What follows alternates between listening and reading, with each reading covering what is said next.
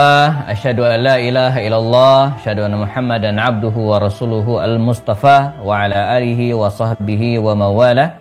Rabbi shrah li sadri wa yassir li amri wahlul 'uqdatan min lisani yafqahu qawli. Asbahna ala fitratil Islam wa kalimatil ikhlas wa ala dini nabiyyina Muhammadin sallallahu alaihi wasallam wa ala millati abina Ibrahim hanifa wa ma kana minal musyrikin. Faqala ta'ala fi kitabihil karim, a'udzu billahi minasyaitonir rajim. Bismillahirrahmanirrahim. Laqad kana lakum fi Rasulillahi uswatun hasanah liman kana yarjullaha wal yawmal akhir wa dzakarallaha katsiran. Baik, para jamaah dimanapun berada, wabil khusus jamaah Masjid Taman Seruni atau Masjid Al-Mi'raj Taman Seruni Kota Bogor, serta jamaah yang lainnya. Di Zoom nampak ada Pak Alfiansyah, Ketua RT kami gabung, ada Pak Jula, Pak Berlin, Pak Atet, yang lainnya ada Pak Fahmi ya, serta yang lain mungkin OTW ya. Nah, sebagian juga mungkin menyaksikan acara ini kita lewat akun Gerakan Peduli Dakwah, akun YouTube. Pun saya nyalakan satu kamera ya, kamera handphone, langsung tayang dokumentasi di akun saya juga sebagai dokumentasi ya, khusus menayangkan kajian-kajian saya yang penting ya, yang sifatnya tidak personal ya. Seperti sampaikan oleh Ustadz Anas tadi ya, hari ini kita akan bahas ya, salah seorang sahabat Rasulullah, karena ini sifatnya serial ya. Kalau dilihat catatan Pak Atet, ini pertemuan yang ke-99. Nah, ini Pak Fahmi, Pak Berlin mesti catat nih ya, 99 ya. Artinya bulan depan itu yang ke-100 Pak Berlin. Enggak. Kenapa? Offline? Masya Allah. Semoga kondisi semakin membaik ya, sehingga kita bisa ketemu offline. Dengan protokol kesehatan tetap kita jaga ya. Beberapa masjid sudah mulai ya, tapi tetap harus waspada ya. Jadi 99 ya, hampir 100 seri ya. Kalau sebulan 2 kali berarti 100 bagi 2 sudah 50 bulan ya. Jadi hampir 50 bulan itu, betul ya, 50 bulan ya. 50 bulan dibagi 12, 4 tahun setengah. 4 tahun kan 48, 4 tahun lah ya, 4 tahun, luar biasa ya. Jadi sudah 4 tahun kita bersama, walaupun ada bolong-bolongnya ya, bisa jadi lebih dari 4 tahun ya. Nah, hari ini tadi sampaikan kita akan bicara ya, kita akan kupas bersama salah seorang sahabat Nabi yang disebut tadi itu sebagai ya, pahlawan Badar yang sebenarnya ya. Pahlawan Badar yang sebenarnya. Bagi yang sudah punya buku saya, seingat saya ada dalam buku saya ini ya, dalam buku memetik hikmah ya, 101 sahabat Nabi. Ini mungkin ada yang sudah punya ya, yaitu Ubaidah bin Harith. Ya, Ubaidah bin Harith. Di buku saya ini nomor urut yang ke-83 ya, halaman 634 ya. Jadi buku ini 750 halaman. Jadi kalau bacanya di kasur dijamin 5 menit bisa digunakan untuk bantal ya. Ya, ini 83 ya. Ubaidah bin Haris bin Abdul Muttalib ya, pahlawan perang Badar yang sebenarnya. Jadi kalau Uhud itu ada Hamzah ya, pahlawannya, dan Badar ini ada Ubaidah bin Haris. Nah, mungkin sebagian dari kita belum begitu populer nama ini, makanya kita coba populerkan bersama ya. Oke, baik. Ubaidah bin Haris ya, Ubaidah bin Haris radhiyallahu anhu. Kalau kita lihat biografinya ya, kita lihat biografinya. Ubaidah bin Haris bin Abdul Muttalib ya. Ubaidah bin Haris bin Abdul Muttalib. Nah, ini jelas ya, masih ada keturunan keluarga Rasul ya, karena Nabi itu kan Muhammad bin Abdullah bin Abdul Muttalib. Nah, sementara dia ini ya Ubaidah bin Harith bin Abdul Muttalib. Jadi Harith dengan siapa? Abdullah itu adik kakak. Putra paman Nabi, sepupu. Nah, jadi dia adalah ya sepupu Rasulullah SAW ya. Jadi Abdul Muttalib itu kan kalau dalam kitab Sirah Ibnu Hisham ya, dalam kitab Sirah Ibnu Hisham ini ya, dijelaskan kakek Nabi itu Abdul Muttalib itu ya punya anak 16. Punya anak 16 ya. Dari 4 istri. Ya, jadi 16 bagi 4 ya kira-kira 4 lah ya. Tapi enggak persis begitu ya.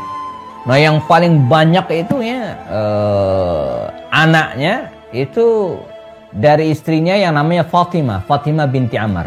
Dari Fatimah binti Amr ini ya, lahirlah ayah Rasulullah, Abdullah, lahirlah Abu Talib, ya paman Nabi Abu Talib, kita ingat. Ada lagi namanya bibi Rasulullah ya, namanya Atika, ada Umaymah, ada Barra, ada siapa lagi? Ada Az-Zubair, bukan Zubair bin Awam tapi Az-Zubair bin Abdul Muttalib. Jadi nah, dari istri yang lain ya, misalnya dari istri yang namanya Hala binti Uhib ya, itu lahirlah Hamzah. Jadi Hamzah bin Abdul Muttalib itu paman Nabi tapi beda ibu dengan ayah Rasulullah. Ya.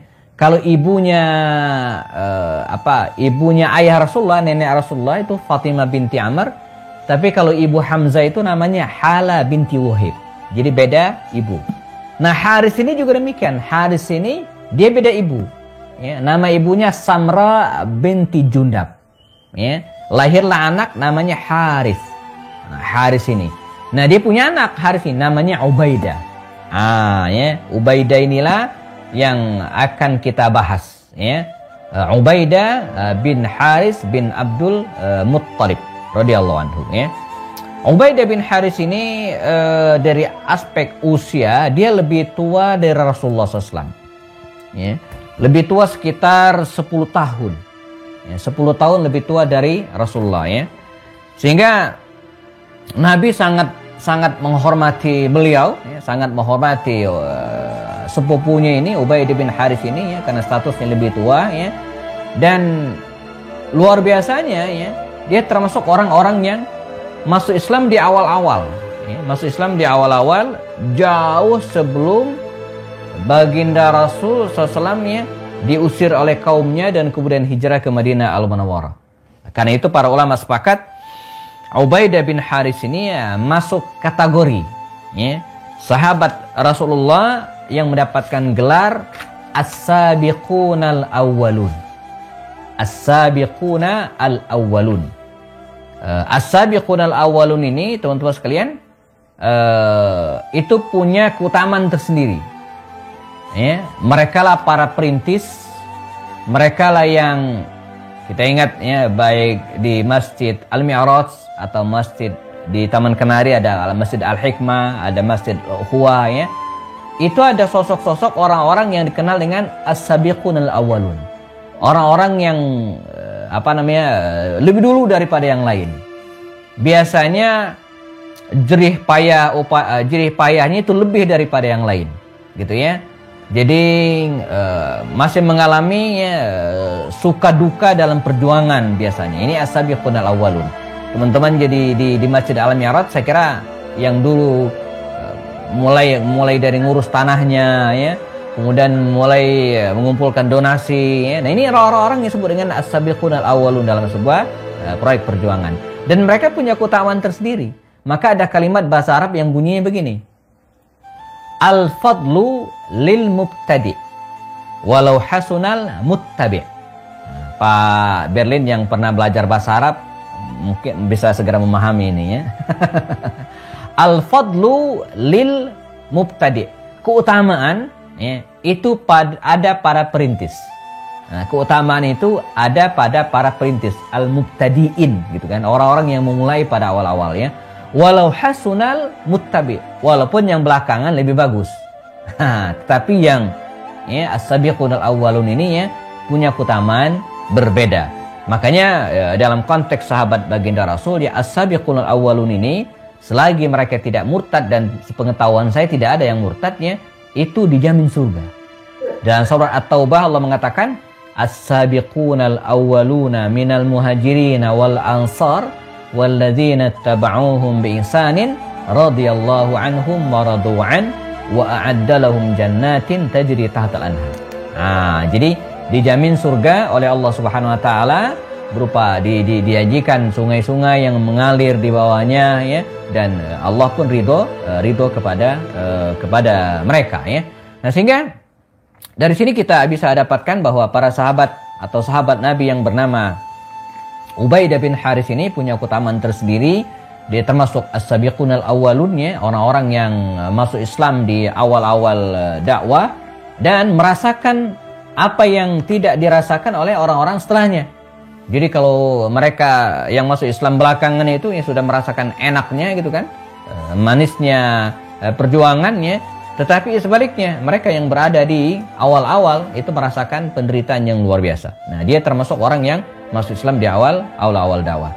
Kemudian yang lainnya bisa diceritakan juga bahwa Ubaidah bin Haris ini anakumullah juga termasuk sahabat-sahabat baginda Rasul yang diperkenankan ya untuk hijrah ke Habasyah.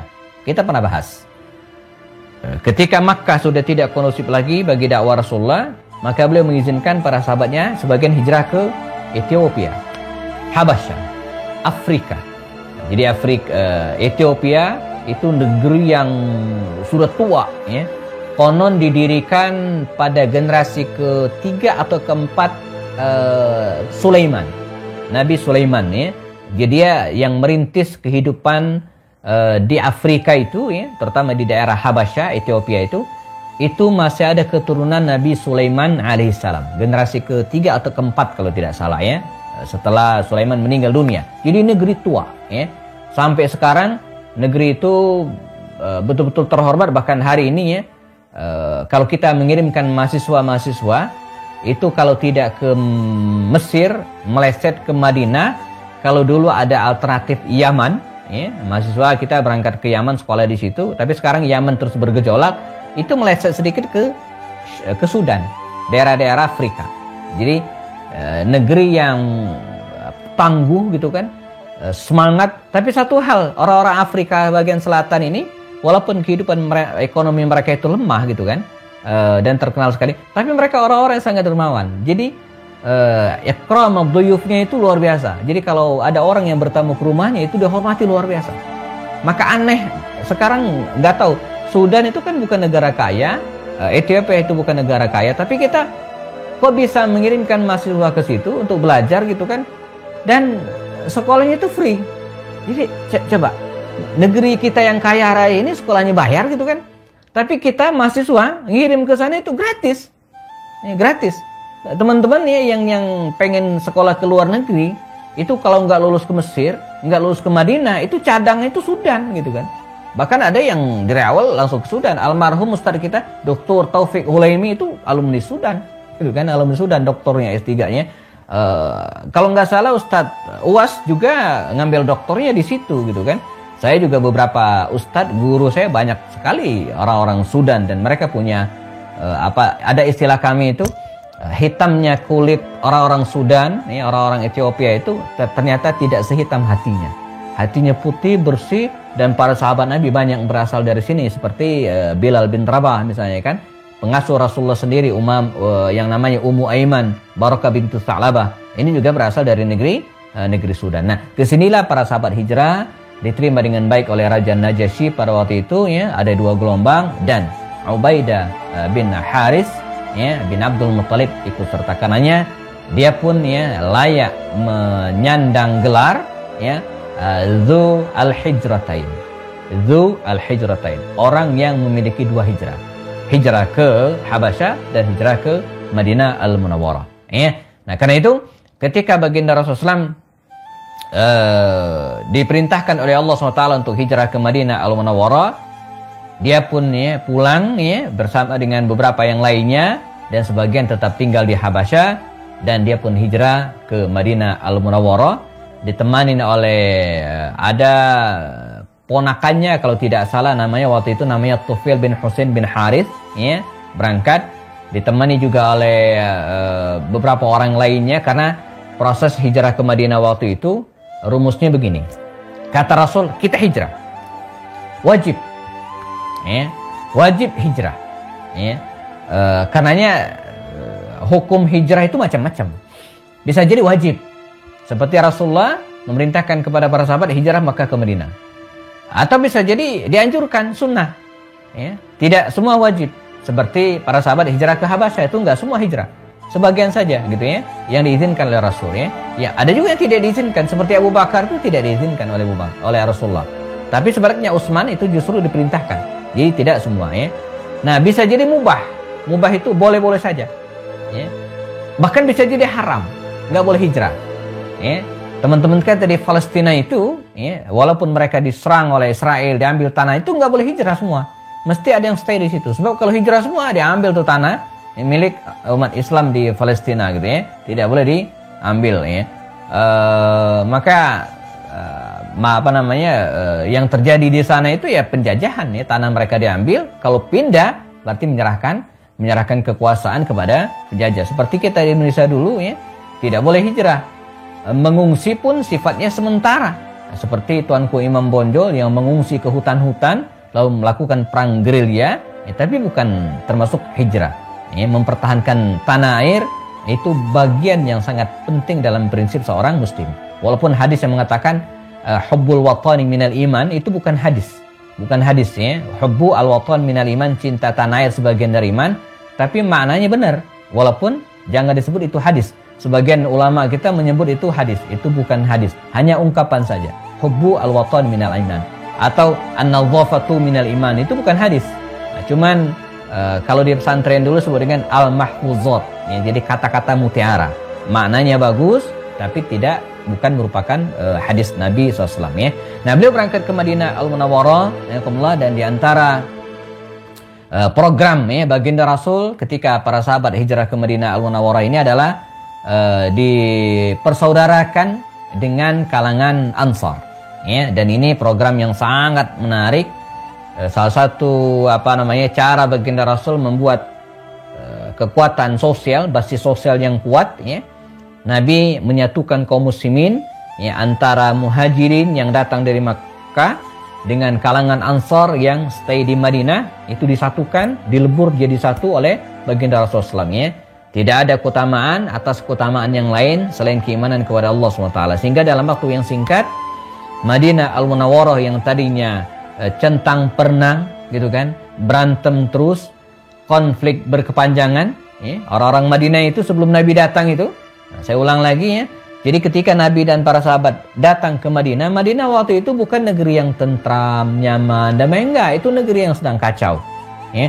Dari aspek ekonomi mereka dijajah oleh Yahudi, gitu kan. Kepemimpinan enggak jelas, gitu kan, enggak ada pemimpinnya, gitu ya. Yang ketiga apa? Dari aspek sosial mereka berantem terus. Ada namanya konflik, namanya perang Bu'ath antara Aus dan Khazraj, itu perang terus. Dan itu dikrit. Jadi perang, konflik internal Madinah waktu itu dibikin. Siapa yang bikin? Orang Yahudi, ya, supaya masyarakat Madinah itu lemah. Dan itulah teori penjajahan. Dari zaman Senok Hogronya sampai sekarang gitu, ya. Kalau Anda pengen menguasai sebuah negeri, lakukan dua hal. Divide et impera. Pecah belah, maka Anda akan menjajahnya. Ya, negeri kita yang konon 350 tahun katanya dijajah. Wallahu alam, ini harus dikocok ulang, dihitung ulang lah, ya. 350 tahun itu angkanya dari mana? Ya. Kalau orang Aceh, Pak Belen nggak mau disebut dijajah Belanda 350 tahun lamanya. Enggak. Sebab tahun 1905 itu mereka masih melakukan perlawanan. Jadi Aceh itu cuma 40 tahun dijajah Belanda. Saya kira teman-teman mereka yang dari Jawa Tengah sekitarnya atau wilayah-wilayah yang dulu dikuasai oleh oleh Pangeran Diponegoro, Jogja dan sekitarnya pun tidak mau disebut dijajah Belanda selama 350 tahun. Karena tahun 1825 sampai 1830 mereka masih berperang melawan Belanda. Jadi kalau kita hitung 1830 sampai 1945 itu cuma 100 tahunan. Nah, 150 tahunan, nggak nyampe 350 tahun, ya. Nah, jadi nanti dicek lagi oleh guru sejarah ya, angka 350 tahun itu dari mana? Ya, apakah dari VOC datang ke Batavia 1602? Ya, artinya itu bukan penjajahan, itu baru bisnis, walaupun motifnya trigold gitu kan. Mereka menyebarkan misi, mencaplok sebuah negara, menjajah dan mengambil harta emas yang ada di dalamnya. Tapi belum bisa disebut penjajahan ya. Jadi jangan bangga juga kita lama dijajah. Lama dijajah kok bangga gitu. Ini mentalnya ntar mental orang dijajah gitu ya. Nah, baik. Jadi Madinah waktu itu dijajah. Yang jajah siapa? Yahudi.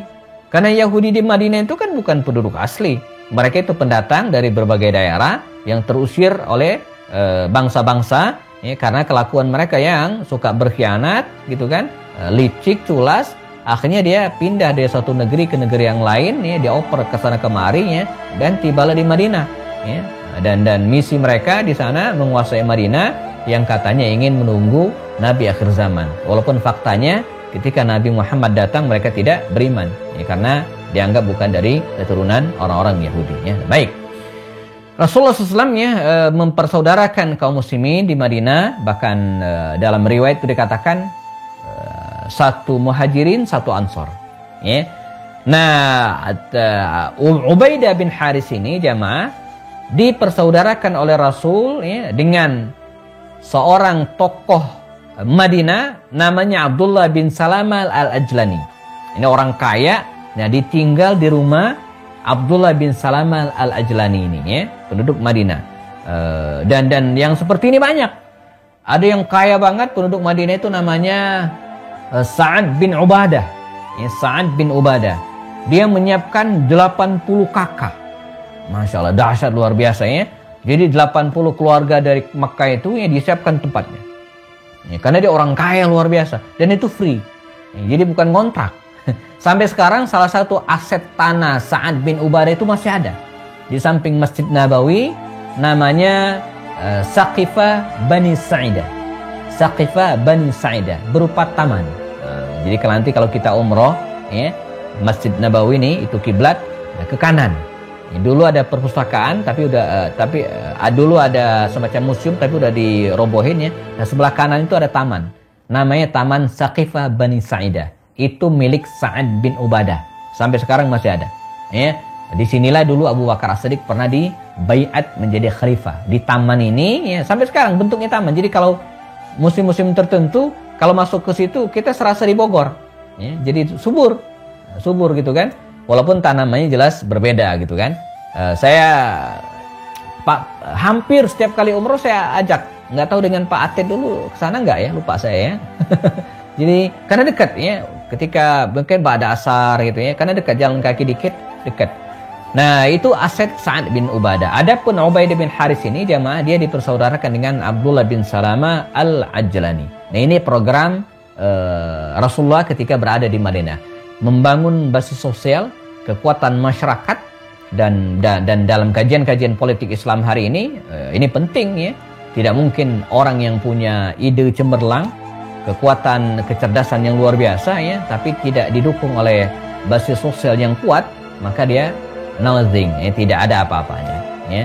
Jadi ini disebut dengan kekuatan basis sosial, apalagi di negara kita yang masih menganut demokrasi ya, suara terbanyak itu yang menang, wah ya, mendapat dukungan sosial itu sangat-sangat penting gitu ya. Dalam konteks yang sangat kecil sekali, saya kira ketika seseorang pengen mendirikan sebuah, misalnya siapa ya, Pak Atet lah misalnya, atau siapa teman-teman sekolah alam misalnya kan, bagaimana bisa diterima di Tanah Baru itu ya, dia harus mendapat dukungan sosial dari daerah sekitarnya ya, kalau enggak diusir gitu ya. Nah, teman-teman Pak Atet juga yang di daerah Bogor Baru juga demikian, yang lainnya. Jadi memiliki kekuatan basis sosial ini menjadi sangat-sangat penting bagi kita ya. Program kedua Rasulullah juga adalah ketika berada di Madinah, teman-teman sekalian, beliau membangun angkatan militer. Cerdas, luar biasa ya. Jadi kekuatan sosial, sekarang kekuatan militer, dan ini sering kita nafikan. Kalau kita amati, negara yang besar itu adalah negara yang memiliki kekuatan militer yang dahsyat. Amerika, kenapa orang takut? Karena dia memiliki kekuatan militer. Ya. Afghanistan itu ya, atau apa sekarang namanya Taliban itu kekuatan militer dahsyat. Dahsyat itu ya. Jadi ya pemilu menang dianulir gitu kan. Tapi kalau di backup oleh kekuatan senjata yang besar, wah aman. Sebagai evaluasi barangkali wallahu alam ya, ini evaluasi Presiden Mursi yang menang mutlak, enggak mutlak banget sih, beda-beda 3-4% itu kan, menang di Mesir gitu kan, dianulir. Siapa yang menganulir? Ya militer lagi. Ya, dulu Aljazair dianulir, ya militer lagi gitu kan. Jadi ini nggak tahu ini kajian politik Islamnya gimana Pak Berlin ya. Jadi partai Islam itu harus punya kekuatan militer gitu ya, bukan untuk perang tapi untuk, kan rumus sederhana, siapa yang pengen damai harus siap perang kan begitu ya. Ya bukan kita cari gagah-gagahan, jangan juga cari gara-gara, enggak ya. Tapi kekuatan militer itu penting. Ini penting banget gitu ya. Karena dengan cara seperti ini kemudian sebuah negara itu di backup ya. Nah, Nabi ngerti. Nabi paham. Maka program Nabi itu bikin kekuatan militer. Karena beliau tahu sebentar lagi akan ada ancaman dari kafir Quraisy yang akan menyerang. Dan orang-orang Yahudi ya, yang merasa terpinggirkan nggak akan tinggal diam gitu kan. Belum lagi ada orang-orang munafik yang selalu mencari peluang dalam setiap kesempatan ya. Maka Nabi segera membentuk angkatan militer.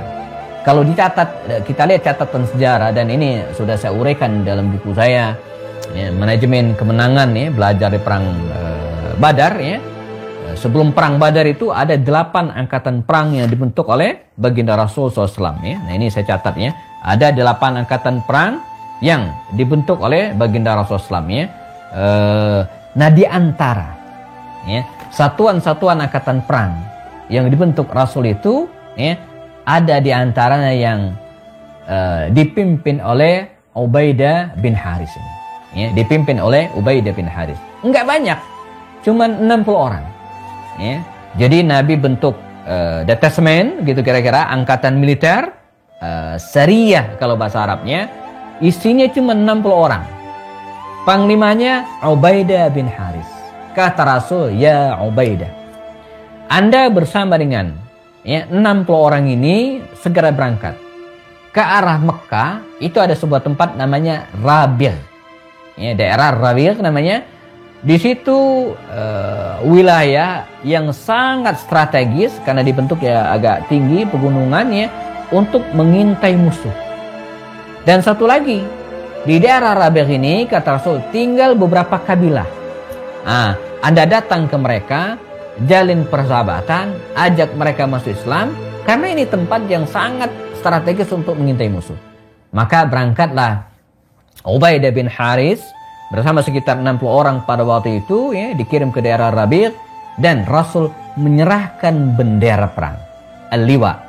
Dalam catatan sejarah, itulah bendera perang pertama yang diberikan oleh Rasul kepada seorang sahabatnya, yaitu Ubaidah bin Haris. Maka ulama mengatakan pemegang bendera pertama dalam Islam adalah Ubaidah bin Haris.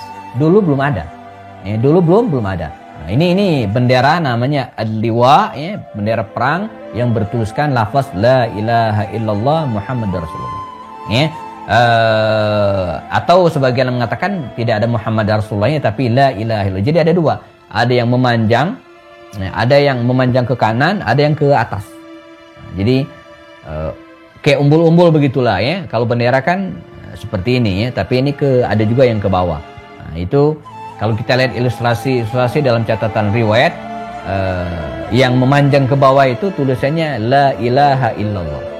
La ilaha illallah. Jadi warnanya ada dua. Ada yang putih, ada yang hitam. Yang hitam tulisannya putih, yang putih tulisannya hitam.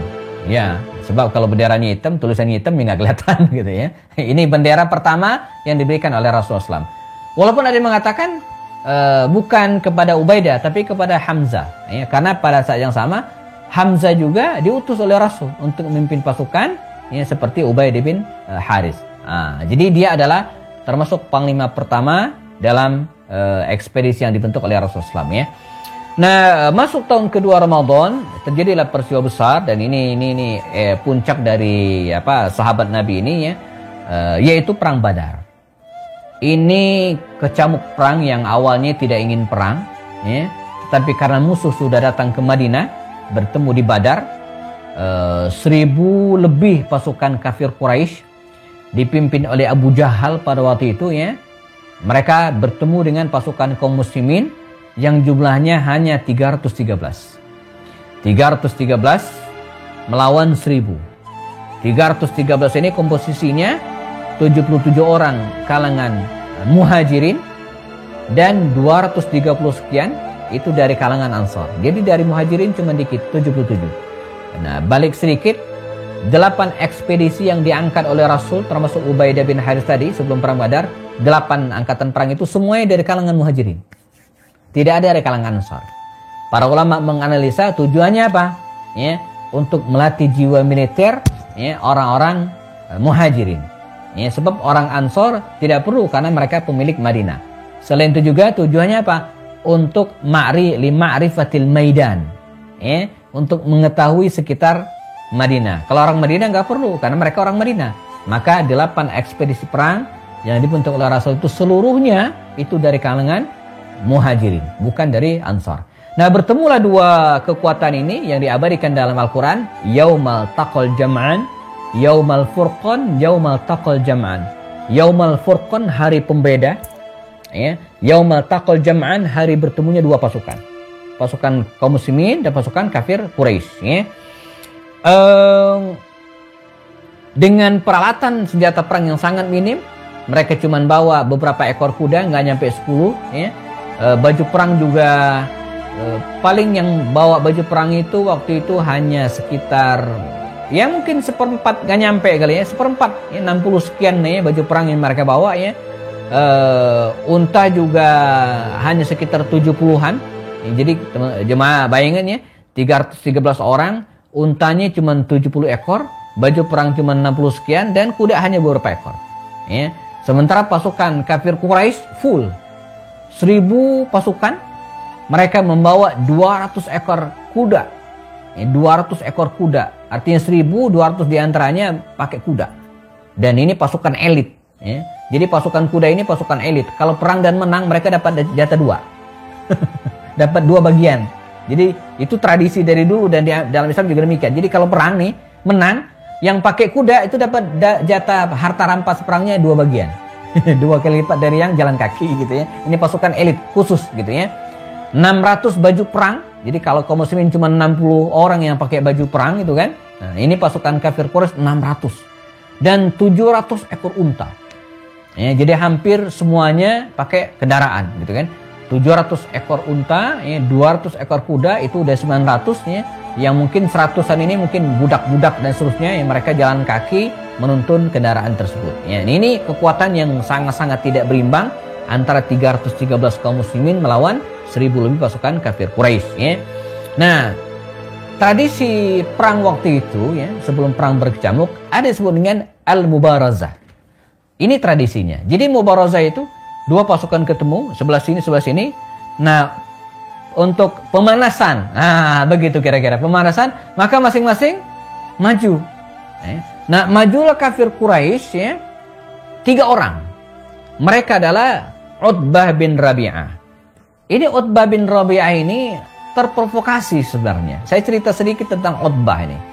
Jadi Utbah bin Rabi'ah ini ya, dia dulu ya emang menentang Rasulullah. Tapi penentangannya terhadap Nabi itu soft, lunak. Ya, jadi logis. Ya. Jadi apa? Agak ilmiah begitu kira-kira. Dia nentang. Ya. Jadi sama lah seperti sekarang ada penentang-penentang kan, ada yang masih bisa diajak ngobrol, tapi ada yang enggak. Ya, para buzzer itu enggak bisa diajak ngobrol tuh, pokoknya salah aja gitu kan. Nah ini Utbah ini enggak, dia lunak banget. Dia pernah mendatangi Nabi, ya Muhammad katanya. Anda pengen apa? Katanya gitu kan. Pengen apa? Pengen kekuasaan, kita kasih. Pengen uang, kita kasih. Pengen istri, kita kasih. Dia ngobrol begitu dengan Rasulullah. Walaupun Nabi mengatakan belakangan, nitip ke pamannya, Nabi mengatakan apa? Lawadu syamsa ala yamani, ya, wal qamara ala yasari, lan atruka hadi da'wah. Andai mereka, wahai pamanku, ya, memberikan matahari tangan kanan, rembulan di tangan kiri, saya tidak akan meninggalkan dakwah. Jadi dia agak soft, ya. Dan ketika akan berangkat perang, dia pun enggan. Dia agak nggak mau gitu kan.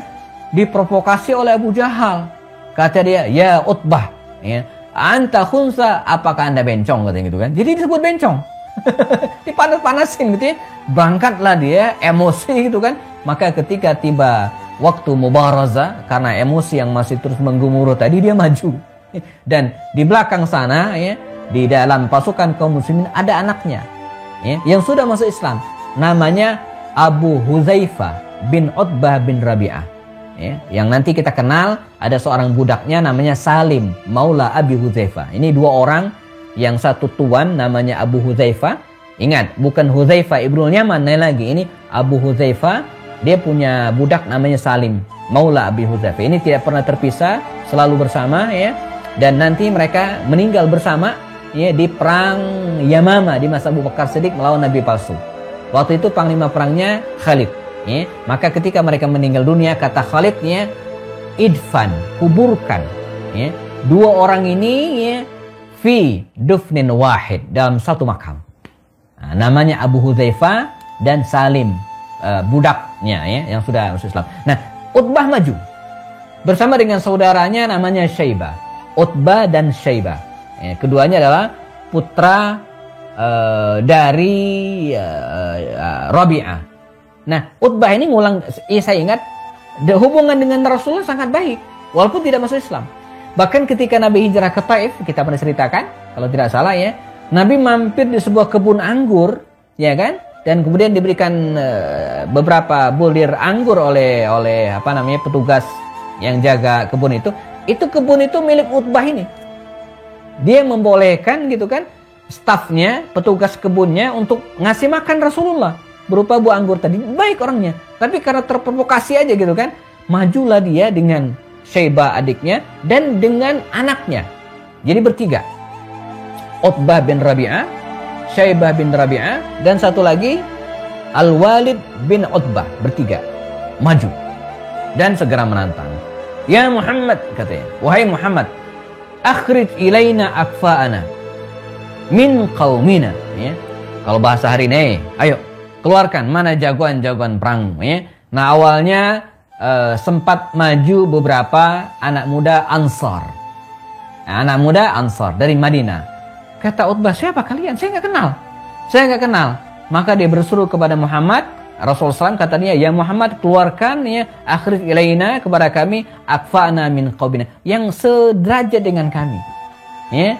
Jadi maka baginda Rasul segera mengeluarkan tiga jagoan perangnya. Pertama Hamzah ya, Hamzah bin Abdul Muttalib. Kemudian yang kedua adalah Ali bin Abi Thalib, dan yang ketiga adalah Ubaidah bin Haris ini. Ya, maka berlangsunglah duel ya, 1 lawan 1, 3 orang ini dengan komposisi Ubaidah bin Haris yang paling senior di antara 3 sahabat Nabi tadi itu ya, segera berhadapan dengan Utbah bin Rabi'ah yang juga yang paling tua. Ubaidah bin Haris, tokoh kita hari ini, melawan Utbah bin Rabi'ah ya.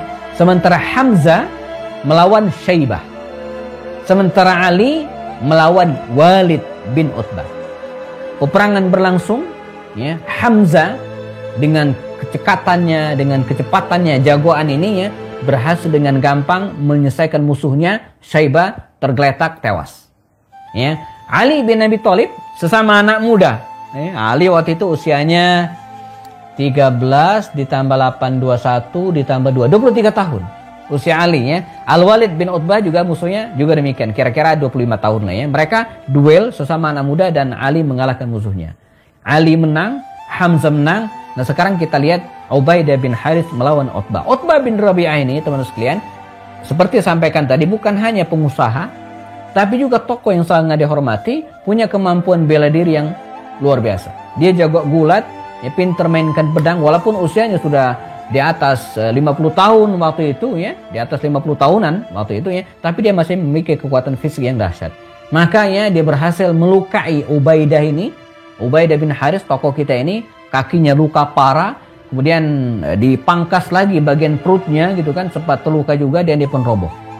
Maka segera dipapa oleh kaum muslimin ya, oleh Hamzah dan Ali serta yang lainnya, dibawa ke belakang ya, diobatin, dipangku oleh baginda Rasulullah ya. Nah, sementara itu Hamzah dan Ali bin Abi Thalib menyelesaikan Utbah ini, dan Utbah pun akhirnya tewas, yang terbunuh pada perang tersebut di tangan, ada yang mengatakan di tangan Hamzah. Dan untuk itu ada lanjutannya, anak dari Utbah bin Rabi'ah ini namanya Hindun binti Utbah, ya, dendam luar biasa kepada Hamzah, dan nanti dia semacam ya memberikan penghargaan kepada orang yang bisa membunuh Hamzah. Maka dalam perang Uhud itu ya, terbunuhlah Hamzah ini ya di tangan seorang budak namanya Wahsy, ya, yang kemudian dibayar ya, diberikan hadiah oleh Hindun ya karena berhasil membunuh paman Rasulullah SAW yang telah dianggap membunuh ayahnya Utbah bin Rabi'ah. Nah, bagaimana dengan Ubaidah? Kita akan lihat bagaimana kabar Ubaidah yang parah, sakit, ini luka parah. Setelah perang usai, setelah perang selesai dan kaum muslimin menang, Ubaidah dalam keadaan luka parah, ya, tapi masih bertahan hidup, ya, dipangku oleh baginda Rasul SAW. Dan kemudian diobati oleh para sahabat, gitu kan? Diobati oleh para sahabat. Dan setelah semua selesai, gitu kan? Semua selesai, mereka kemudian bersiap-siap pulang ke Madinah Al-Munawwarah. Ya, sementara Ubaidah masih luka parah, dia kemudian ditandu. Nah, sebelum ditandu itu ya, dia ada dialog ya dengan baginda Rasulullah SAW. Kata dia, "Ya Rasulullah, wahai Rasulullah, lau ra'ani Abu Talib anni ahaqqu biqaulihi minhu." Kata dia, wahai Rasulullah, ya, kalau Abu Talib ini paman Nabi yang sudah meninggal di Mekah dalam keadaan kafir, ya, melihat dalam posisi ini, melihat saya ini di pangkuanmu, ya, sungguh sebenarnya yang berhak terhadap persaudaraan itu sebenarnya adalah saya, katanya, keluarga saya, bukan keluarga Abu Talib.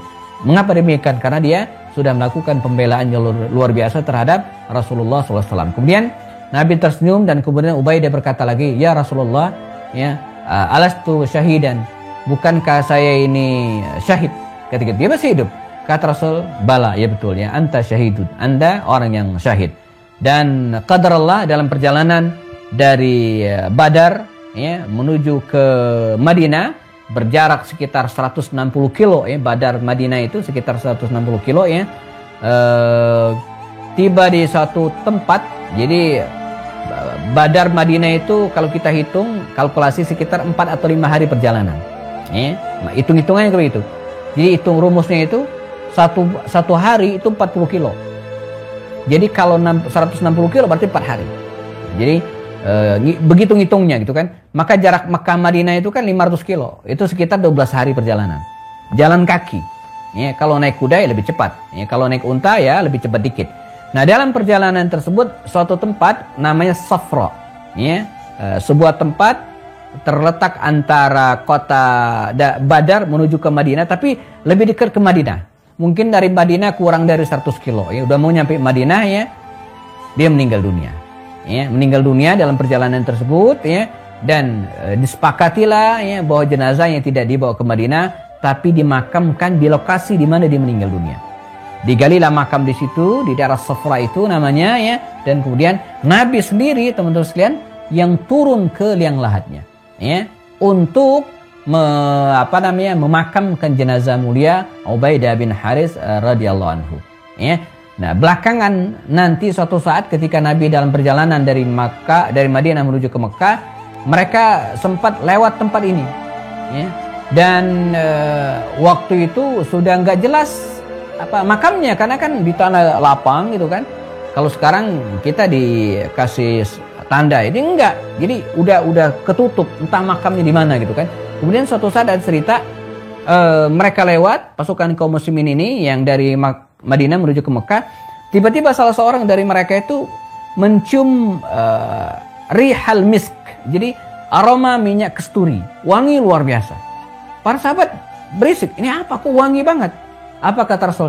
Ma yamna'ukum wa hahuna qabru Abi Muawiyah, ya. Wa ma yamna'ukum, ada apa kalian ini? Kata Rasulnya, wa hahuna qabru Abi Muawiyah. Di sini makam Abu Muawiyah. Abu Muawiyah ini panggilan untuk Ubaidah bin Haris. Maka di tempat tersebut dikasih tanda sampai hari ini, teman-teman sekalian, ya, itu masih ada kuburnya terpisah sendiri, tentu dengan tanda yang sangat-sangat sederhana, ya. Jadi tidak seperti di Pugar, seperti Taman Makam Pahlawan, enggak. Cuman bebatuan yang disusun saja, dan diyakini disitulah dimakamkan Ubaidah bin Haris. Dia wafat dalam keadaan syahid, meninggal syahid pada usia 63 tahun. Ya, 63 tahun sebab Nabi ya, meninggal kemudian sekitar 10 tahun, 9 tahun kemudian pun 63 tahun usianya. Nah, jadi tidak jauh beda dengan Rasulullah, dan usianya lebih tua Rasulullah sekitar 9 atau 10 tahun. Jadi makamnya dimakamkan di daerah namanya Safra atau dikenal hari ini dengan Wadil Hamra. Jadi masyarakat setempat menyebut lokasi itu dengan Wadi Al-Hamra. Wadi lembah Hamra yang merah. Wallahu alam disebut demikian, tapi terkenal sekali. Ini tempat namanya Wadi Al-Hamra, berjarak sekitar 100-an kilometer nih dari kota Madinah menuju ke arah Mekah. Jadi lebih dekat ke arah Madinah. Nah, jadi kalau kita searching internet ya, Wadi Al-Hamra pasti ketemu dengan makam Ubaidah bin Haris ini. Diarahkan ke situ. Saya pernah searching ya, Wadi Al-Hamra. Nah, dia meninggal dunia. Terakhir sebagai penutup ya, sebelum kita diskusi sampai 6:30 insyaallah, pada perang Khandaq ya, pada perang Khandaq tahun ke-5 Hijriah, Nabi pernah berdoa jelang perang Khandaq itu. Ada hubungan dengan kisah ini. Kata Nabi, doa Nabi begini. Sebelum Ali berperang melawan Amr bin Abdul Wud ya, dalam perang Khandaq itu, Nabi berdoa begini. Allahumma innaka akhazta minni Ubaidata ibn al-Haris yauma Badar wa Hamzata ya ibn Abdul Muttalib yauma Uhud wa hadza Aliyun fala tada'ni fardan wa anta khairul warithin. Ya. Maknanya kira-kira, ya Allah, engkau telah ambil saudaraku gitu kan, Ubaidah bin Haris perang Badar. Dan engkau telah ambil pamanku Hamzah dalam perang Uhud. Nah, sekarang Ali ya, maka kata Rasul apa? Ya, fala tada'ni fardan, jangan tinggalkan aku sendirian. Ya, wa anta khairul warithin. Jadi ini doa Nabi ya, supaya menang, memberikan kemenangan kepada Ali, dan ternyata benar.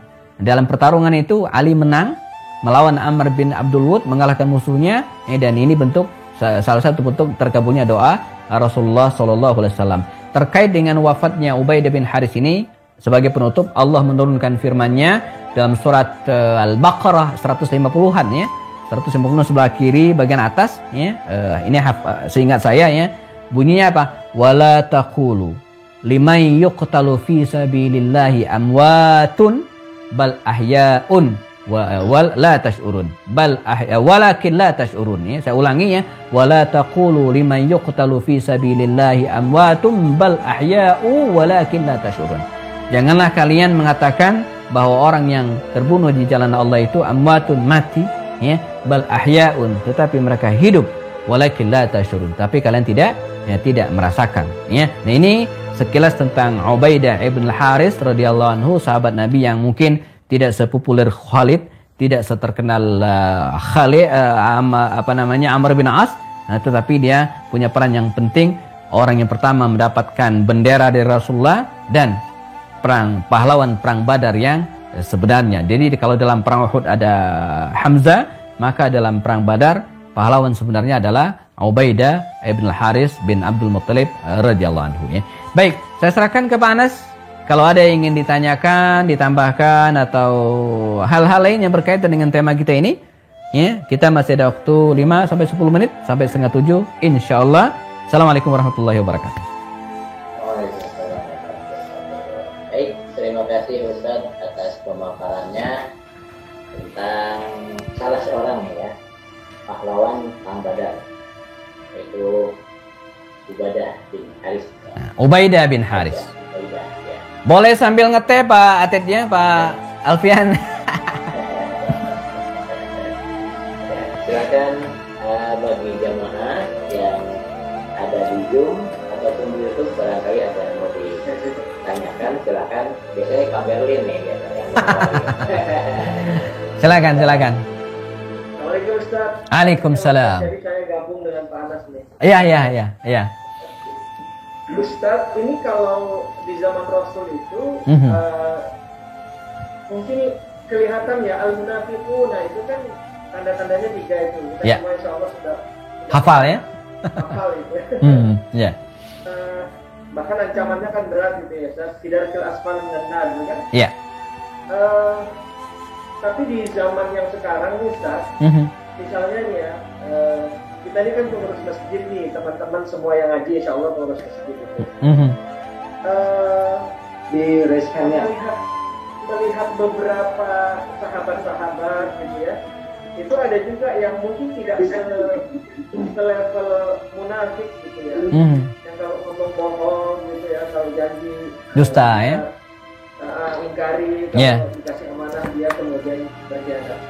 Mungkin tidak pada sampai level munafik pun yang berat seperti itu kan, tapi ada kecenderungan misalnya agak suka cerewet gitu, cerewet dalam pengertian banyak komentar itu tentang hal-hal yang program-program yang di apa namanya gagas di masjid dan sekitarnya itu gitu. Jadi ini kan harus disikapinya seperti apa, karena kadang-kadang ini ketidaknyamanan mereka itu justru mengganggu kepentingan jamaah yang lebih besar, Ustaz. Sehingga terkadang kita harus menyikapinya wise wisdomnya ini kan gampang-gampang susah, Ustaz ya. Ya, keberatan dengan suara ini, suara pengajian atau suara azan atau apalah ya. Dan kira-kira itu sebenarnya yang seharusnya tidak menjadi masalah. Tapi kan bukan munafik ini. Bukan munafik. Tapi sedikit mengganggu kepentingan yang lebih besar. Mohon penjelasan lebih dalam. Oke, baik. Begini, kalau kita bercermin kepada para sahabat Nabi, sahabat Nabi itu kan banyak, 24.000 jumlahnya ya. Jadi yang saya tulis ini 101 ini dikit banget, jumlahnya 124.000 orang, banyak banget. Nah, wa fihim al-manazil wat tabaqat. Ya. Di antara mereka juga ada tingkatan-tingkatan, tingkatan keimanan, ya, tingkatan kedermawanan, gitu kan? Tingkatan kesetiaan, tingkatan keislaman. Ya, bahkan Al-Quran sendiri dalam surat Al-Hadid itu mengatakan, ya, la yastawi, ya, tidak sama antara orang-orang yang man anfaqa, orang yang berinfak, kemudian berjihad, qabla al-fath, ya, sebelum Fatuh Makkah, dan setelahnya itu beda. Yang masuk Islam lebih awal, lebih dulu, lebih banyak menyertai Nabi, ya, itu jelas berbeda dengan mereka yang masuk Islam belakangan. Karena Khalid bin Walid itu ya, walaupun panglima perang tak terkalahkan, jagoan luar biasa, popularitasnya tinggi, tapi kalau ketemu dengan Abu Ubaidah bin Jarrah begini. Angkat tangan dia, mengapa tidak? Abu Ubaidah bin Jarrah itu masuk Islam lebih awal, gitu kan? Amin Hazil Ummah digelari oleh Rasul, ya, dan veteran perang Badar. Dan rata-rata veteran perang Badar itu bintangnya itu paling tinggi. Dia hormati banget siapapun dia, gitu kan. Itu level udah tinggi. Nah, artinya apa? Di antara para sahabat Nabi juga fihil manazil wat tabaqat, ada tingkat-tingkatan, gitu ya. Ya, ada yang rajin sholat berjamaah, ya, ada yang mengaku, misalnya kayak Abu Hurairah sendiri kan dia mengaku, saya ini katanya bukanlah termasuk orang yang rajin puasa. Jadi Abu Hurairah itu ngaku di puasa sunnahnya enggak sebanyak seperti Abdullah bin Amr bin As. Kalau Abdullah bin Amr bin As itu kan kalau boleh dipuasakan setiap hari, saya puasa setiap hari katanya. Kalau boleh, saya kan nggak boleh. Nah, kata dia, saya nggak sekualitas puasanya, kata Abu Hurairah, seperti dia. Kenapa? Sebab kalau saya puasa, saya lemes katanya. Lemes dan sehingga tidak bisa melakukan banyak aktivitas. Ya, masing-masing orang punya kelebihan dan kekurangan, ya. Saya kadang pakai ini juga gitu kan. Mau puasa tapi nanti mau banyak pekerjaan, akhirnya daripada puasa dapat pahala puasa tapi tidak dapat pahala yang lain, ini ngeles saja sebenarnya, gitu kan. Artinya ada sosok-sosok orang seperti ini yang tingkatan mereka juga berbeda-beda antara satu dengan yang lainnya, ya. Nah, kembali ke realita yang kita hadapi hari ini, demikian juga. Artinya kalaulah di kalangan para sahabat Nabi ada tingkatan-tingkatan kedermawanan, tingkatan keimanan, tingkat sholat berjamaah, dan seterusnya, apalagi di masyarakat kita hari ini tentu berbeda. Mereka yang sudah rajin ke masjid, lalu kemudian sering dapatkan kajian-kajian rutin, ya, lalu kemudian bersentuhan dengan banyak kalangan tertentu, itu jelas berbeda dengan orang yang sholatnya cuma Idul Fitri saja, gitu kan, atau puasanya wajib Ramadan saja. Ini jelas tingkatan berbeda. Disitulah pentingnya kita yang sering sampaikannya menyamakan frekuensi, ya, jadi menyamakan paradigma berpikir, ya, sehingga dalam sebuah masjid, misalnya ada Masjid Al-Mi'raj, ada Masjid Ukhuwah Taman Kenari, Al-Hikmah, atau teman-teman yang lain, ya, ada sekolah alam, ya, menyamakan frekuensi itu penting. Ya, menyamakan frekuensi itu sangat penting ya. Dan itu diawali dari para pengurus dulu. Ya, jadi kalau pengurus yang sudah frekuensi udah sama gitu kan, ketika ada suara-suara yang sumbang di luar, maka mereka kompak ya, mengatasinya gitu kan. Tapi kalau sesama pengurus masjid ini masih belum satu frekuensi gitu kan, ya beda. Ntar mereka malah berantem sendiri gitu kan. Nah, jadi ada beberapa dalam kegiatan di masjid itu yang sifatnya itu pilihan. Misalnya gini, di masjid kami di Al Hikmah itu sempat terjadi perbedaan. Jadi sebelum sholat itu ada istilah tarhim atau tarahum? Tarhim ya. Jadi sholawatan sebelum sholat, sebelum azan gitu kan. Kan di kampung-kampung pesantren biasa yang seperti itu ya. Nah, ada yang baca Allahumma dan seterusnya gitu kan, salawat tasghil. Nah ini kan secara umum oke-oke saja, tapi saya sampaikan, diskusikan gitu kan. Nah pertanyaannya adalah, apakah dengan tarhim seperti itu ada yang keganggu nggak? Nah ada yang terus macam-macam. Terus terang saya bilang, saya keganggu. Saya ustadznya keganggu ya. Sebab sekitar 15-20 menit sebelum azan itu biasanya saya manfaatkan untuk ya, mengakhiri sholat sunnah ya, entah dilengkapi dengan tahajud atau mungkin witir pada detik-detik sekitar 20 menitan itu gitu kan. Jadi kalau ada yang tarhim di masjid sementara saya harus sholat di rumah, itu agak keganggu gitu kan. Nah akhirnya kita ambil jalan tengah. Misalnya apa? Boleh gitu kan, tapi jangan dari jam 4 sampai setengah 5. Wah itu enggak khawatir orang keganggu gitu kan.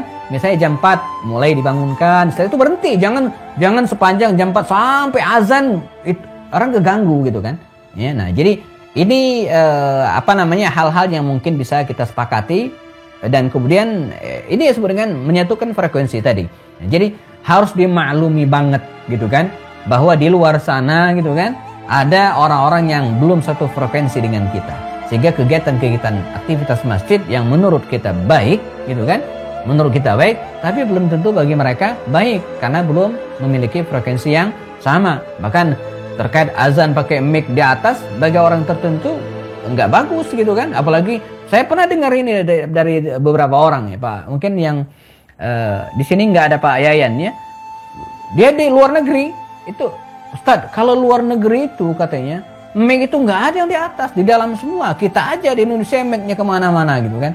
Nah itu yang, jadi dia membandingkan malah dengan luar negeri gitu kan. Seperti Jepang, Tokyo itu nggak ada cerita masjid mic-nya kemana-mana ya. Saya dapat kabar dari teman-teman di Masjid Indonesia Tokyo itu pernah semacam diprotes oleh warga gitu kan. Mengapa? Karena begitu azan suara itu bocor itu bukan di atas mic-nya, pakai lubang angin. Jadi lubang angin itu nggak ditutup sehingga suaranya keluar dikit banget, berarti itu diprotes. Apalagi mic-nya kayak kita kemana-mana gitu kan. Nah saya bilang itu beda Pak ya, kondisi mereka dengan masyarakat kita berbeda. Jadi ini disebut dengan menyamakan frekuensi. Bagaimana kita dan ini tugas kita sebagai pengurus masjid, memberikan pencerahan kepada masyarakat sekitar kita ya, melalui apa ya, taklim-taklim seperti ini misalnya gitu kan. Jadi bisa dilakukan dan startnya kita mulai dari pengurus dulu. Kalau pengurusnya sudah kompak, sudah satu frekuensi, nggak ada yang mempermasalahkan misalnya kunut tidak kunut ya, zikir berjamaah atau tidak ya, bismillahnya dijaharkan atau tidak. Ini diberesin dulu ya, sehingga kalau ini selesai insyaallah mereka yang berada di luaran ya, sekitar masjid kita itu bisa dikondisikan juga insyaallah. Jadi rumusnya demikian, kita harus paham banget. Kalaulah di masa sahabat Nabi mereka bertingkat-tingkat pengetahuan mereka dan pemahaman, apalagi di kita hari ini mesti lebih beragam lagi. Wallahu a'lam. Jangan lebay kalau Ustaz ya. Ya, sama ya. Jadi kita pengurus masjid juga jangan lebay nanggapinya, yang di luar sana juga jangan lebay. Nah, itulah perlunya komunikasi tadi itu. Ya, jadi ada saluran gitu kan, ada saluran yang mereka bisa mengutarakannya dan kita bisa menjelaskannya. Ya. Dan ini bagusnya jangan ditumpuk masalahnya. Jadi kalau ada segera diklarifikasikan saja. Ya, ajak ngopi bareng aja selesai kok insyaallah ya. Afwan. Ada lagi sebelum Pak Alfian udah raise hand. Silakan. Terima kasih. Assalamualaikum warahmatullahi wabarakatuh. Assalamualaikum warahmatullahi wabarakatuh. Tadi tadi dijelaskan bahwa Ubaidillah bin Haris itu ketika wafat, maka Rasulullah yang masuk ke liang lahatnya, menguburkannya. Yeah.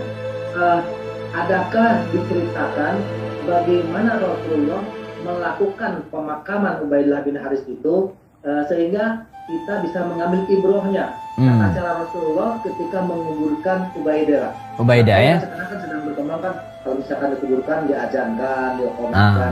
Ketika Rasulullah menguburkan Ubaidillah bin Haris, apa yang dilakukan Rasulullah ketika itu? Assalamualaikum. Ya, menarik Pak Alfian.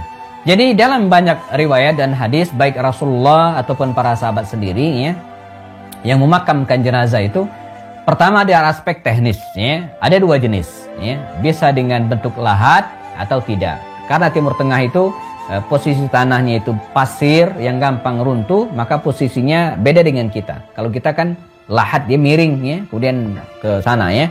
Tapi kalau mereka datar begini, kemudian ntar ditutup. Ya, ditutup dengan kayu ya atau dengan bata. Kalau sekarang batu bata penutupnya. Kalau kita kan papan. Ya. Saya sering melihat hal ini ya, bukan sering, maksud saya beberapa kali lah ya, melihat proses pemakaman di Baqi. Ya, jadi kalau pengen melihat proses pemakaman jenazah ya di tanah suci ya, ba'da subuh segera lari ke komplek pemakaman Baqi Madinah. Itu dibuka, biasanya kita bisa masuk tuh. Itu sekali makaman bisa 8, 9, 10 orang tuh. Kita tinggal pilih aja mau lihat yang mana gitu kan. Nah, saya beberapa kali ngelihat ya, dan prosesnya demikian. Nah, kalau kita lihat hadis-hadis Rasul dan yang dipraktikkan oleh para sahabat, ya, mereka memakamkan jenazah dalam kitab fikih sunnah itu dijelaskan di antara bacaan yang dianjurkan ya, ketika memasukkan jenazah ke dalam makamnya dan kemudian melepaskan ikatan talinya dan menciumkan hidungnya ke tanah ya, dengan gumpalan-gumpalan tanah. Ini juga dilakukan di Saudi juga demikian. Jadi yang di luar itu menggumpalkan tanah, kemudian dikasih gitu kan, dimasukkan. Nah, di antara doa yang dibaca adalah Bismillahi ala millati Rasulillah. Hanya itu ya yang saya pahami. Bismillahi ala millati Rasulillah. Kemudian ditutup dan tidak ada azan, tidak ada iqamat. Ya. Maka saya boleh menantang dalam tanda kutip sepengetahuan saya gitu kan, tidak ada hadis yang menyatakan bahwa para sahabat waktu itu ya memakamkan jenazahnya diiringi dengan azan. Itu enggak ada. Nah, kalaupun ada, mereka mengkiaskan. Kiasnya anak bayi lahir diazankan, meninggal juga demikian. Tapi ini kiasnya enggak benar, enggak ada hubungan gitu kan. Kalau bayi lahir betul ada hadisnya, itu pun diperdebatkan. Tapi ada ya. Ada yang bilang doif, tapi ada gitu kan. Tapi kalau ini nggak ada, bukan doif. Kalau doif masih mendingan gitu kan. Doif itu masih bertentangkan ya. Artinya bisa jadi diamalkan menurut sebagian, tapi bisa jadi tidak karena kelemahan hadisnya. Tapi ini nggak ada hadisnya. Jadi hadisnya nggak ada, bukan doif. Ya. Hadis sepengetahuan saya mengazankan jenazah di kubur itu ya tidak ada hadisnya. Itu hanya dikiaskan saja ketika seseorang lahir. Sehingga kalau kita punya kemampuan, misalnya, mohon maaf ya, ada keluarga kita dan kita punya wewenang gitu kan, untuk melakukan proses itu ya, seperti kita di Taman Kenari, Pak Alfian, ada keluarga yang meninggal, maksudnya, kalau saya yang mimpin, nggak ada azan. Jadi kan penggali makam tuh biasa turun, silakan Pak azan katanya gitu kan, suka ngomong gitu. Saya bilang, nggak usah, nanti kita doa aja. Mereka langsung diam. Kan doa lebih bagus gitu kan. Nanti kita doa saja. Ya, langsung dimakamkan. Nah setelah selesai kita berdoa. Ya, dan berdoa di kuburan ya boleh banget sah. Nabi pun sering berdoa di kuburan. Ya, jadi ketika jelang meninggal, bahkan beberapa belas hari sebelum meninggal, di akhir bulan Safar, ya, beliau datang ke Baqi dan berdoa, gitu kan. Nah, pulang dan 13 hari kemudian beliau wafat. Ya, jadi di antara detik-detik akhir hayat Nabi itu, ya, beberapa hari sebelum meninggal beliau datang ke Baqi dan mendoakan jenazah ya, orang-orang yang meninggal di sana. Jadi berdoa ya, di kuburan itu boleh berdoa ya, baik duduk ataupun berdiri gitu ya. Tapi azan saya belum ketemu riwayatnya gitu kan. Kalau ada kita bisa diskusikan. Itu kalau kita punya wewenang. Tapi kalau kita tamu misalnya nggak punya wewenang apa-apa ya, pendatang dan bukan juga keluarga dekat yang tidak bisa mewarnai ya, cari maslahatnya. Artinya kita jangan bikin gaduh gitu kan, teriak nggak ada. Nah, ini nggak bijak juga gitu kan, tidak bijak juga. Karena mereka melakukan hal itu kan bisa karena dua hal. Pertama, karena ketidaktahuan. Ya karena ketidaktahuan, ya nggak dihukum, orang nggak ngerti gitu kan, karena turun-temurun saja. Atau yang kedua, dia mengambil mazhab yang dibolehkan, yang menurut kita nggak boleh. Ini kan di luar tanggung jawab kita ya. Nah, sekarang itu yang saya pahami ya, dalam memakamkan jenazah itu sepengetahuan saya gitu kan. Ini bukan berarti menyalahkan yang melakukan, mungkin mereka punya dalil. Kan sikap bijak kita begitu, ketika seseorang melakukan ibadah gitu kan, kita tidak langsung memvonis itu salah. Bisa jadi dia punya dalil. Ya, kita mintakan dalilnya, tapi kalau kita yang nggak tahu, belum pernah menemukan dalilnya, ya nggak usah dilaksanakan. Karena al aslu fil ibadah, asal ibadah itu kan nggak boleh dilakukan kecuali ada dalilnya. Termasuk azan ya, ketika akan memakamkan jenazah. Ini tradisi aja, turun temurun saja.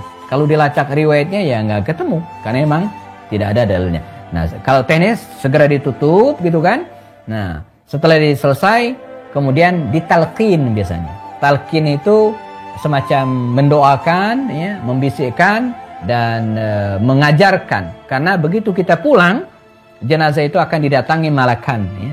Akan didatangi oleh malaikat yang akan menanyakan amal-amal ibadahnya selama ini. Maka kita doakan mereka ya. Jadi berdiri sejenak beberapa saat, boleh doanya bareng-bareng gitu kan.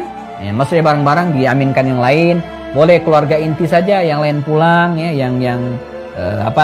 bahkan di masa Covid ini proses pemakaman seperti tetap bisa dilaksanakan. Jadi dengan protokol kesehatan, pakai peti bla bla, bubar selesai semua, jenazah sudah di dalam, kan beberapa keluarga inti kan masih tetap berada di situ untuk mendoakan.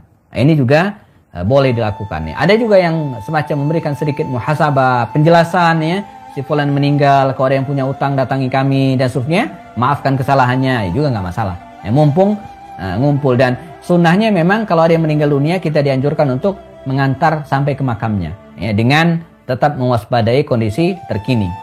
Sekira itu Pak Alfian, wallahu a'lam. Ada lagi sebelum kita cukupkan? Cukup? Tadi kita ada yang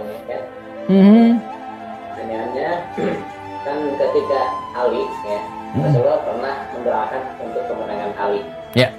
Nah, apakah untuk Ubaidah ini juga ada doa khusus ya? dari Rasulullah? Iya, iya. Terkait doa kemenangan ketika dia duel itu tidak ada. Ya, tidak ada. Ini yang saya pahami ya. Yang ada adalah dialog ketika mereka pulang ke Madinah dan kemudian dipangku Rasulullah SAW ya. Dan diantaranya itu tadi. Jadi saksikanlah ya Muhammad, katanya, sungguh apakah saya lebih berhak kepadamu daripada Abu Talib. Kan Abu Talib itu kan orang yang sangat mencintai Rasulullah, menyayangi beliau, mengasuh beliau, tapi kemudian meninggal dalam keadaan kafir. Ya, tidak sempat masuk Islam. Nah, sementara Ubaidah ini tidak. Dia sampai akhir hayat Islam. Maka dia mengkonfirmasi, ya Rasulullah, ya, apakah saya lebih berhak ya, daripada Abu Talib kepadamu? Kata Rasul, ya. Apakah saya mati syahid? Iya, kata Rasul, anta syahid ya. Lalu kemudian dia meninggal dunia. Jadi tidak ada doa khusus gitu ya untuk Ubaidah bin Haris ini ya. Adapun Ali tadi ya doanya pun umum ya. Allahumma ya Allah la tada'li. Dia kan sebenarnya bukan doakan untuk Ali sebenarnya, tapi Nabi mengatakan begini. Ya Allah, di Badar engkau mengambil Ubaidah. Di Uhud ya engkau mengambil Hamzah. Nah, maka penutup doa Rasulullah SAW, apa kata Rasulullah SAW dalam riwayat tersebut? Kata beliau, Allahumma ya Allah, katanya kan, Haza Ali. Nah, jadi ini Ali. Fala tada'ni fardan. Nah, cuman itu kata Rasul. Ini Ali sedang menghadapi lawannya. Nah, jangan engkau tinggalkan saya sendirian. Jadi kalimat Nabi itu halus banget. Jadi bukan ya Allah menangkanlah Ali, enggak gitu, bukan ini. Cuman Ali mengatakan dengan Rasul mengatakan dengan bahasa yang sangat dalam gitu kan. Ya Allah, engkau ambil Ubaidah di Badar, engkau ambil Hamzah di Uhud. Nah, wahadza Ali, nah ini Ali, jangan tinggalkan saya sendirian. Ini luar biasa. Ini doanya kan begitu ya. Jadi bukan ya Allah menangkan Ali, enggak gitu kan. Jangan tinggalkan saya sendirian. fardan ya. Jadi fala tada'ni fardan. Jangan engkau tinggalkan saya sendirian. Maksudnya terbersit dalam benak Nabi ya, jangan engkau ambil alih. Ya, sebagaimana engkau telah mengambil Hamzah dan Ubaidah bin Haris.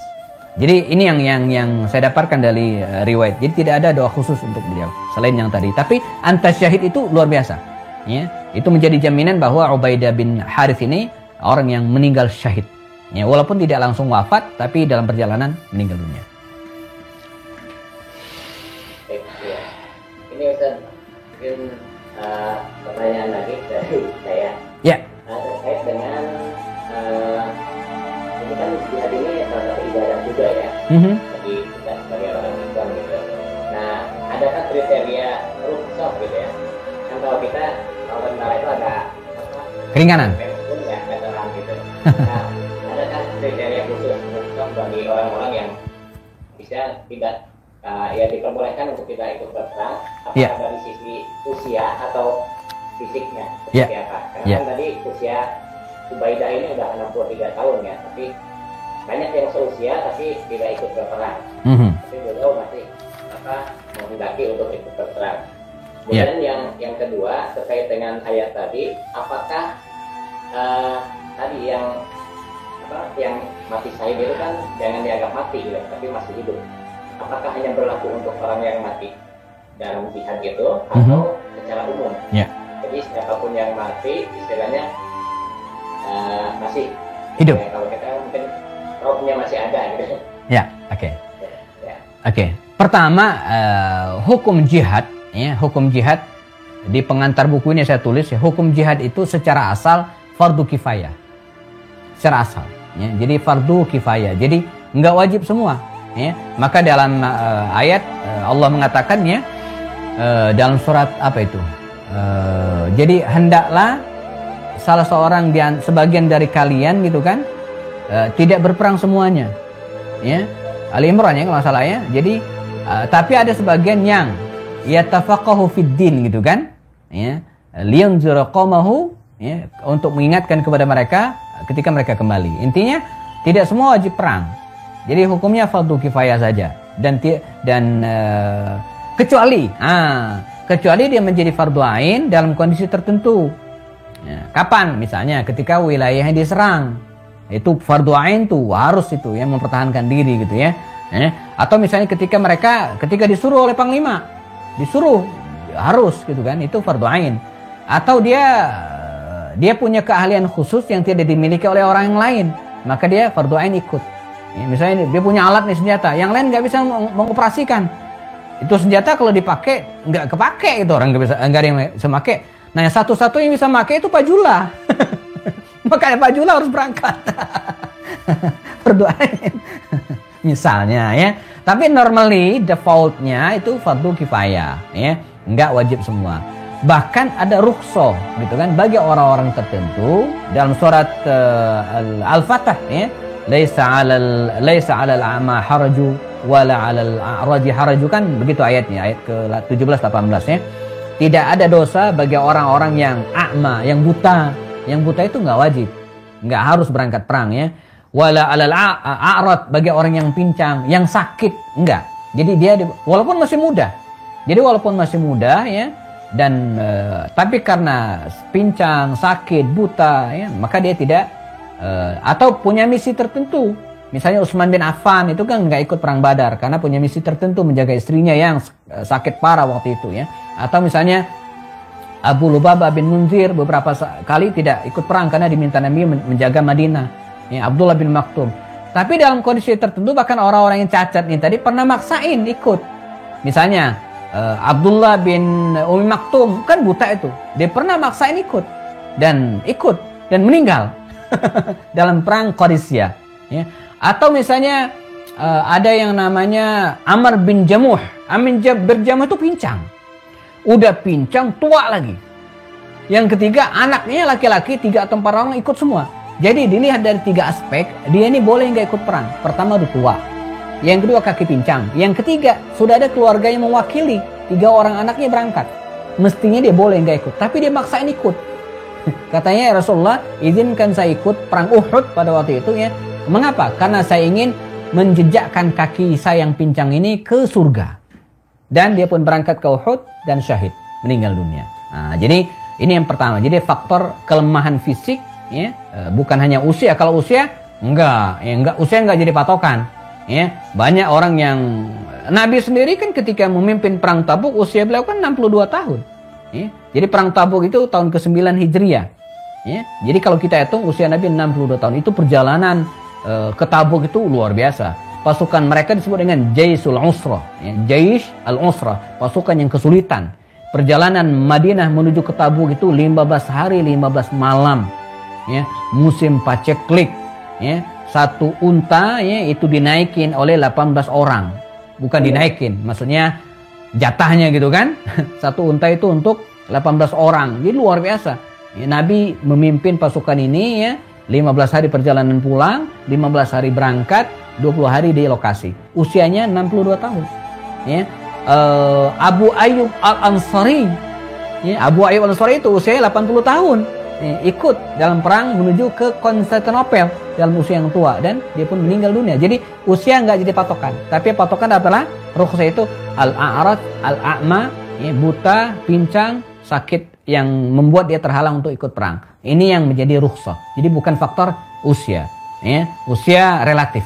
Ya, jadi ada orang yang memang masih kuat fisiknya, ya, seperti Abu Ayyub Al-Ansari tadi atau sahabat-sahabat Nabi yang lainnya, ya. Seperti Abu Ubaidah 63 tentu masih segar bugar. Jadi masih kita aja 63 tahun sudah encok sana sini gitu kan. Para sahabat Nabi enggak, ya. Mereka masih itu usia-usia kuatnya gitu, ya. Usia masih segar bugar, ya. Walaupun Nabi yang meninggal pada usia itu. Nabi itu sakitnya yang enggak lama.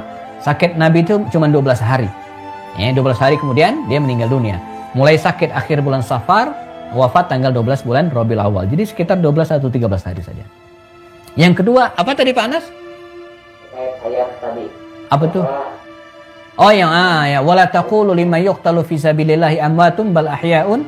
Ya. Jadi kalau kita lihat redaksi ayatnya wala taqulu liman yuqtalu fi sabilillah. Ya, yuqtalu fi sabilillah. Jadi jangan kira orang yang meninggal di jalan Allah, syahid itu, ya, meninggal ahya, bal ahyaun, ya, tapi mereka hidup, ya. Yurzaqun dalam ayat lain. Dalam ayat yang kita bacakan tadi, ya, walakin la tash'urun, ya, kalian tidak merasakan. Nah, jadi konteksnya jihad, syahid gitu, ya. Nah, tinggal kita bicara tentang definisi syahid. Ya, syahid ini apa? Ya, meninggal dalam keadaan fisabilillah ini apa gitu kan? Apakah harus di medan perang atau tidak? Sayyid Sabiq dalam fikih sunnahnya membagi syahid itu 3. Syahid itu 3. Pertama, orang yang mati syahid dengan pahala dunia akhirat. Mereka yang meninggal di medan peperangan. Seperti Ubaidah bin Haris tadi itu. Ya, ini disebut dengan syahidun fid dunya wa syahidun fil akhirah. Di dunia dia mendapatkan pahala mati syahid, dikebumikan seperti orang yang mati syahid, dan di akhirat juga mendapatkan pahala mati syahid. Syahid yang sebenarnya, yang meninggal di medan peperangan. Yang kedua adalah syahidun fid dunya wala fil akhirah. Ya, di dunia dia mendapatkan seperti orang mati syahid, tapi di akhirat enggak. Nah, ini orang-orang munafik. Mereka ikut perang, mati, ya, dan orang menduga dia mati syahid, padahal enggak. Karena berperangnya bukan lillahi ta'ala, tapi karena kepentingan duniawi. Ini syahidun fid dunya wala fil akhirah. Nah, terakhir ada orang yang syahidun fil akhirah wala fid dunya. Jadi di dunia dia enggak seperti orang yang mati syahid, seperti biasa, tapi dia mendapatkan pahala mati syahid. Nah, siapakah ini? Mereka adalah orang-orang yang beriman, soal orang-orang soleh tentu saja, meninggal dalam keadaan sakit seperti COVID ini, COVID taun, orang yang dilanda penyakit wabah menular, itu disebut dengan mati syahid. Yang kedua, ada orang yang misalnya mati tenggelam, ya, al-ghariq, ya. Kemudian ada orang yang mati kebakaran, ada ibu yang mati melahirkan. Nah, mereka inilah mendapatkan pahala mati syahid. Ya, nanti di akhirat pahalanya mati syahid, walaupun di dunia dia enggak seperti orang yang tenggelam kan seperti biasa, ya. Nah, para sahabat Nabi ada yang seperti ini, ya. Misalnya Umar kan bukan, kalau Umar mungkin bisa disebut mati syahid beneran lah karena dibunuh gitu kan, walaupun bukan di medan perangan. Tapi Khalid enggak. Khalid itu kan sakit, meninggal di tempat tidur, ya. Nah, dia meninggal di tempat tidur, tetapi, ya, dia sering berdoa, ya, ingin mati syahid. Jadi dia selalu ingin mati syahid. Maka ketika dia akan meninggal dunia, ya dia menangis. Saya kan udah doa terus pengen mati syahid. Kok meninggal nih tempat tidur gitu kan? Apakah tidak dikabulkan ya? Kata yang mendampingi waktu itu ya, Anda itu Saifullah, pedang Allah yang nggak mungkin patah di medan peperangan ya. Namanya pedang Allah gitu kan. Maka dibacakanlah hadis Nabi yang mengatakan, man sa'ala syahadata sadiqan min qalbihi nala manazil syuhada'i walau mata 'alal firash. Ya, barang siapa yang sa'ala syahada, meminta, berdoa agar mati syahid, gitu kan? Maka kata Rasulullah SAW ya, nala manazil syuhada, maka dia akan mendapatkan kedudukan mati syahid. Wa in mata 'alal firash, walaupun meninggal di tempat tidur. Baru dia tenang. Ya, bahwa dia meninggal walaupun di tempat tidur, dan yang seperti ini banyak. Ya, meninggal tempat tidur tapi mendapatkan pahala mati syahid. Ya, dan ini doa kita, ya. Makanya di doa kita, misalnya ada doa Rabithah dan seterusnya, itu ada kalimat wa amitna 'ala syahadati fi sabilika. Ya, wa amitna 'ala syahadati fi sabilika. Apapun kondisi kita. Di Indonesia ini kalau kita pengen mati syahid beneran mungkin ya sulit, kita kan nggak sedang perang, gitu kan? Nah, demo mati belum tentu juga mati syahid gitu ya. Nah, jadi tapi dengan kalimat wa amitna 'ala syahadati fi sabilika, maka nanti Allah akan mencarikan cara bagaimana kita mati syahid. Ya, kita doakan saudara-saudara kita yang meninggal COVID ini mati syahid. Dan itu doa mereka. Jadi kita nggak nyadar gitu kan. Mereka doa selama ini seperti Umar. Umar kan sempat bukan diledek, dipertanyakan oleh anaknya. Umar itu kan doa 3 hal. Ya Allah, matikanlah aku di Madinati Rasulika. Wafatkanlah aku di Madinah, kota Nabi. Karena Nabi mengatakan, barang siapa yang pengen meninggal di Madinah, maka berharaplah. Fa inni syahidun, saya akan menjadi saksi baginya. Maka orang tua kita dulu pengen meninggal di Madinah. Setelah haji pulang ke Madinah mati. Itu harapan orang tua kita dulu, pengen gitu kan. Nah, karena dia betul-betul dijamin oleh Allah SWT keampunan dosa dan menjadi saksi bagi disaksikan oleh Rasulullah ya. Nah, yang kedua kata Umar, meninggal dalam keadaan syahid. Dan yang ketiga, dibunuh non muslim. Ini doa Umar ketika dia akan meninggal ya. Meninggal di Madinah, mati syahid, dibunuh non muslim. Kata anaknya Hafsah, ya abati, gimana ini doamu? Mati syahid di Madinah, dibunuh non muslim, nggak masuk akal. Ya, kalau pengen mati syahid, dibunuh non muslim, ya pergi ke sana tuh, ke medan jihad. Di situ ada perang Yarmuk, ada Qadisiyah, ada perang Syam gitu kan. Kata anaknya, tapi dia yakin, percaya, dan qadarullah, Allah mengabulkan doanya. Dia dibunuh oleh Abu Lu'lu' al-Fayrus al-Majusi, orang Majusi, tawanan perang pada waktu itu yang sedang rehabilitasi keimanan, belum masuk Islam, belum sempat sujud gitu kan, belum sempat sholat ya. Dibunuh dia di Madinah, di kota Nabi. Terkabul ketiga-tiganya ya. Dia mati di Madinah, ya, dibunuh non muslim. Makanya ketika dia sekarat 2 hari kemudian meninggal dunia, katanya apa? Man qatalani, siapa yang nusuk saya, yang bunuh saya? Maka disampaikan Abu Lu'lu' al-Fayrus. Kata Umar apa? Alhamdulillah. Alhamdulillah ja'alta qatli fi yadi rajulin. Ya Allah, engkau telah menjadikan pembunuhku ala yadi rajulin, di tangan seorang laki-laki lam yasjud sajdatan, yang belum pernah sujud sama sekali kepadamu. Ya, yaitu Abu Lu'lu' al-Fayrus al-Majusi.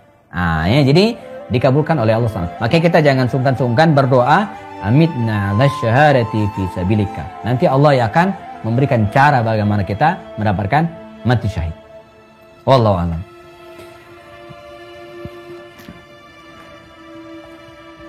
Masih di mute suaranya Pak Anas. Oke. Baik, jazakallah atas pemaparannya Ustaz. Karena waktu sebetulnya sudah menunjukkan. Ya.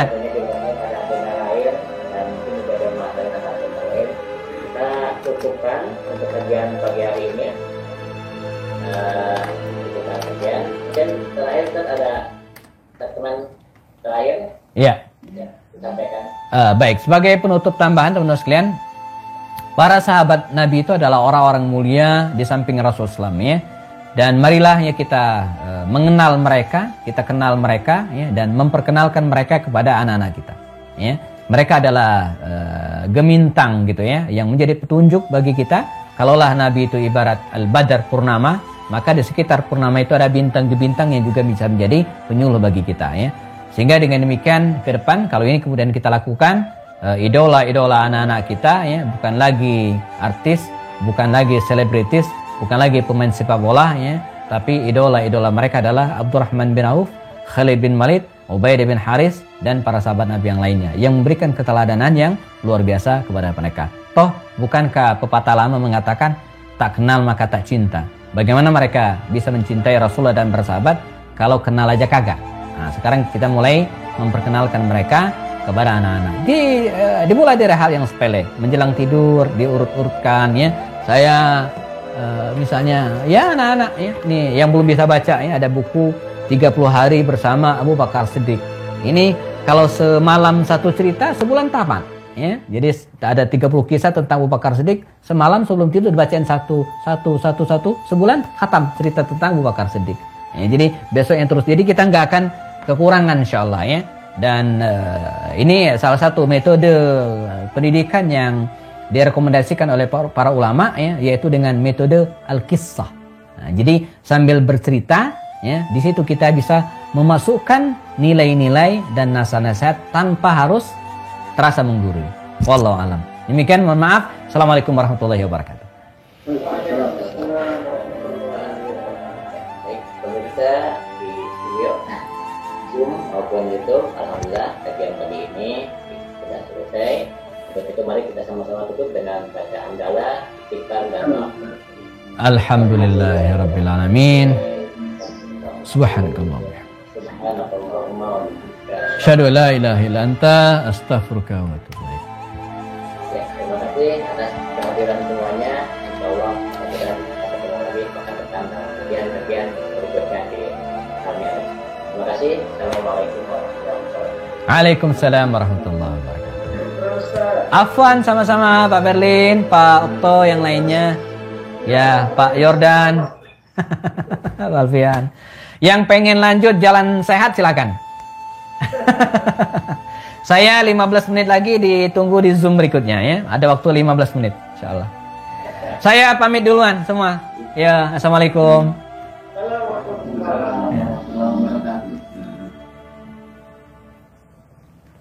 Baik, teman-teman sekalian yang ada di YouTube ya, kita cukupkan kajian pada pagi hari ini. Semoga bisa memberikan inspirasi bagi kita, dan kita ketemu lagi di kajian-kajian berikutnya insyaallah. Assalamualaikum warahmatullahi wabarakatuh.